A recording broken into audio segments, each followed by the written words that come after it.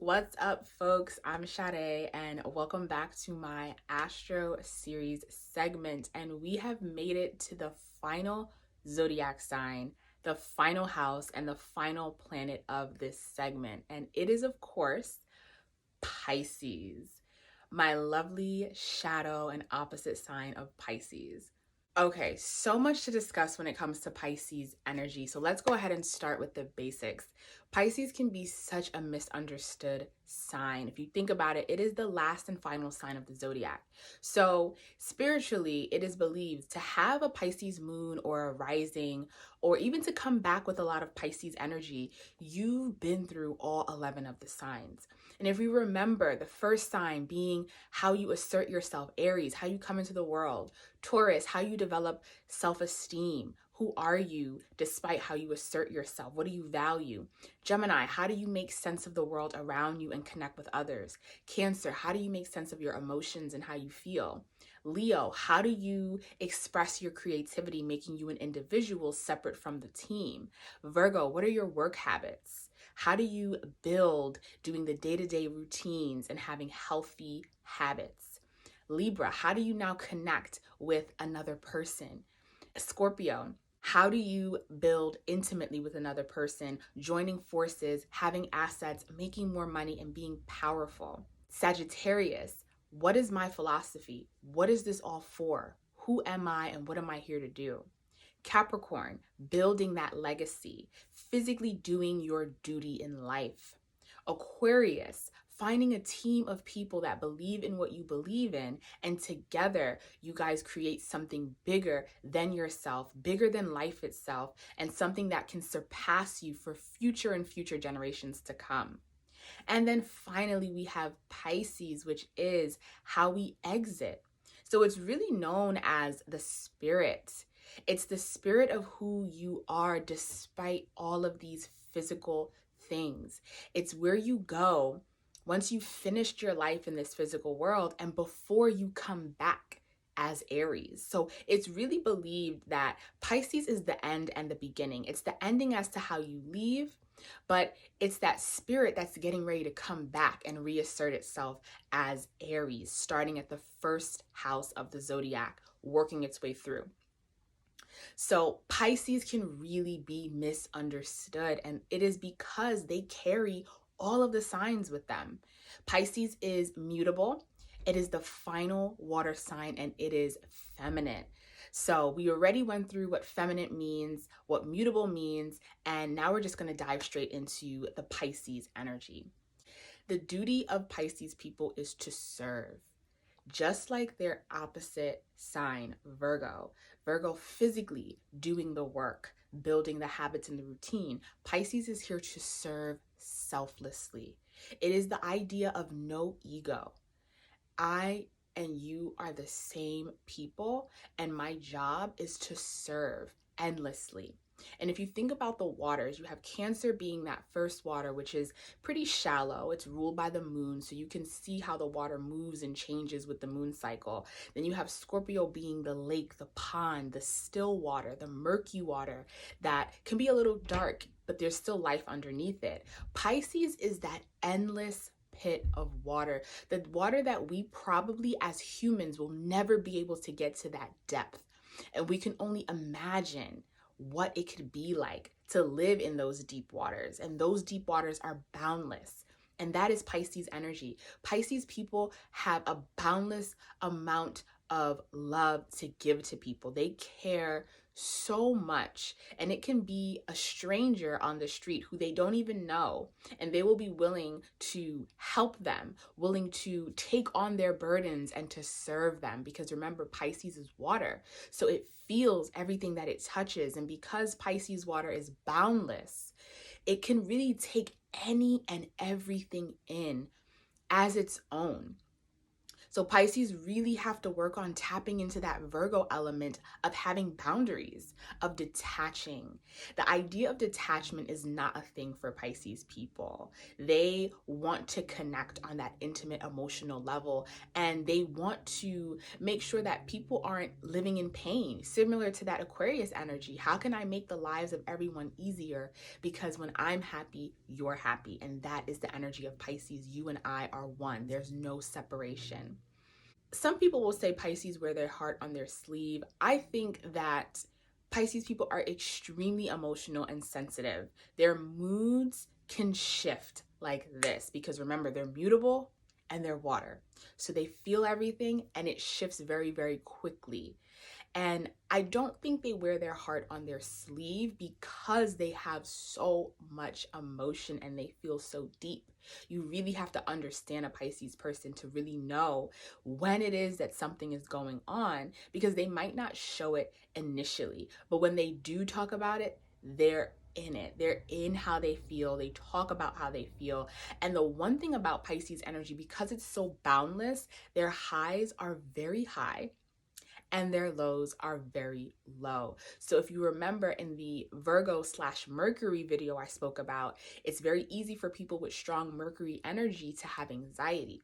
The opposite is for Pisces. It's very easy for these people to suffer from depression because of how much they're feeling from people around them and taking it in as if it's their own. Pisces people are extremely imaginative and creative. My sister's a Pisces, and when she dabbles into her artistic expression, it's just beautiful. Things that I would never even be able to think to put together because I'm a Virgo and I think before I act. So Pisces people are so imaginative and creative. It's not uncommon to find people with strong Pisces energy to be artists in some way, poets, singers, anything with the hands, dancers. Pisces rules the feet on the body, which helps us to feel the earth and feel everything and carry the weight of the body on the feet. Pisces are very psychic because they are that water sign and because they kind of represent that unseen, mystical, magical world. They can feel a lot of things that aren't seen. They can talk to a person and feel the subconscious emotion that that person might be feeling, but they're completely unaware of it. And because Pisces people have this ability to tap into that emotional, subconscious element of people, they don't always say what they're feeling because sometimes it's so overwhelming that they might not even understand how to put it into words. Because remember, the opposite of Pisces is Virgo. Virgo is ruled by Mercury. That's how we communicate, direct, logic. Pisces is the opposite, not about expressing in a direct way, but maybe expressing through a fictional story or maybe expressing through a magical story, something like Harry Potter, or something mystical, something that can be created, maybe quilt work or decorating clothing or design in any way. That is their way of expressing how they feel or connecting to others in terms of magic and mystique and love. Pisces is really that energy of boundless love, loving despite rather than loving in spite. And that is why it is so easy for people with strong Pisces energy to be hurt so quickly because they view the world from this place of nirvana, in a sense, this place of we can all be together and we can all experience something good. And that's not how the world is. And I will dive so much into that in the Neptune video of illusion, because reality is not the way Pisces people feel internally. They want that boundless, magical excitement for life. And the reason why these people can have such hard lows is because internally they're feeling this boundlessness, but their reality is that's not what's going on. So when they come into contact with reality, it's just kind of like, whoa, there's rules and there's regulations, and I have to be responsible, and I have to, hold myself accountable, right? And that can bring the energy to a very, very low place.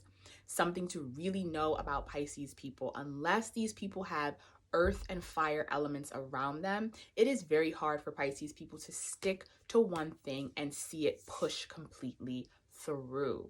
Oh my gosh. Pisces people are great at having these beautiful, vivid, creative, imaginative ideas.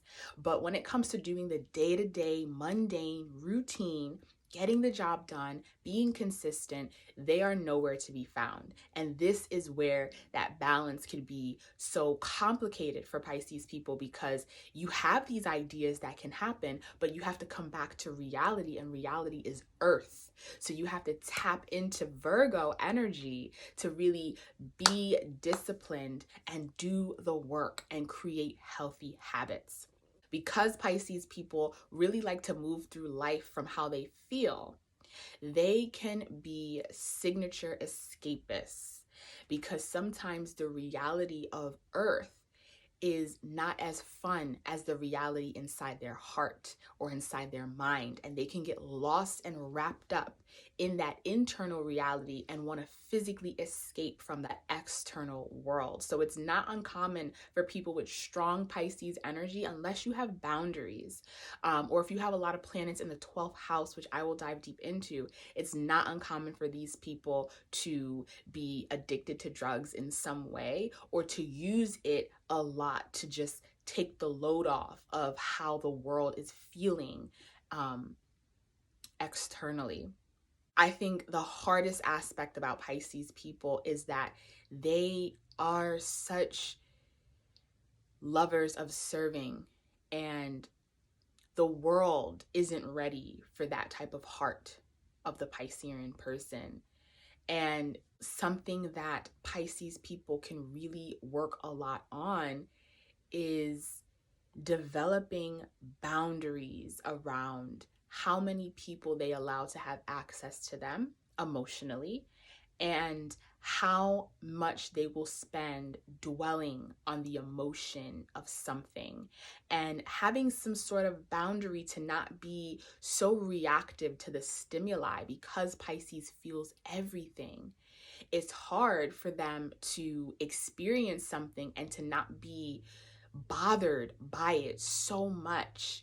And if anyone with strong Pisces placements, moon, rising, Neptune in the first house, or just having a lot of planets in Pisces in general, developing those boundaries, developing that earth quality.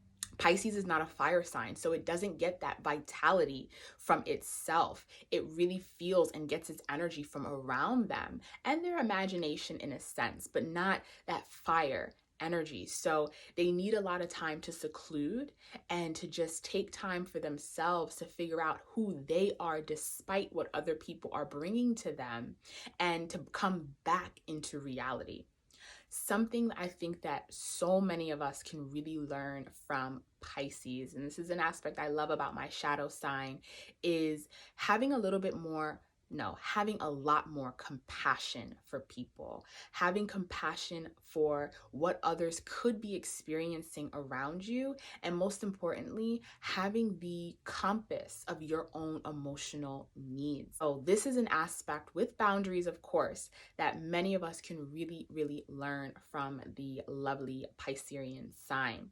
All right, that's all we have today for the lovely Pisces sign. Remember, Pisces is the final water sign, the ending and the beginning as we enter back into Aries. It is mutable, always changing and shifting, adapting to what's around them. And it is feminine, internalizing the way that they emotionally feel about the world around them. And lastly, before we get out of here, Pisces rules the third eye chakra. The third eye center point is mainly known for Pisces know psychically and intuitively what someone is feeling and what people are thinking. as well. Thank you so much for sticking with me through this cycle, getting to the last sign. Next, I'm going to dive into the 12th house, and then we're going to go into Neptune and what you can expect when you have this dreamy, delusional planet in your chart.